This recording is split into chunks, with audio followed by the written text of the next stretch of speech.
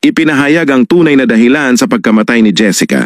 Kilala bilang pinakadakilang tagapagsanay sa mundo ng mga orcas at marine creature, pinalaki niya ang kanyang orca mula noong siya ay 6 na taon pa lamang. Ngunit ang kanyang alamat ay biglang sumulpot dahil sa isang mythical predator, isang abyssal shark na may itim na ngipin at mapupulang mga mata na parang galit na pinangalanan niyang Caramel.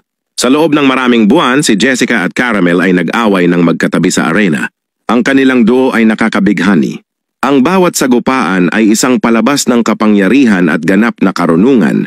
Kinausap siya ni Jessica sa isang wikang kahit na ang mga orc ay hindi naiintindihan. Sinabi niya na sila ay nakatali sa isang kasunduan ng paggalang, ngunit hindi nakakalimutan ni Caramel ang kanyang tunay na buhay. Siya ay hindi isang alagang nilalang o isang utusan, ngunit isang matalino, matiyaga, at halimaw sa rampahan. Isang araw, sa harap ng 3 ulo na si Hydra, itinulak siya ni Jessica ng napakalayo.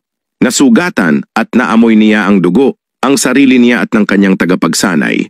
Naputol ang buklod at sa harap ng mga mata ng madla na nagyelo sa takot, lumukso si Caramel mula sa magic pool at isinara ang kanyang mga panga. Ang sigaw ni Jessica ay maikli at nagwakas.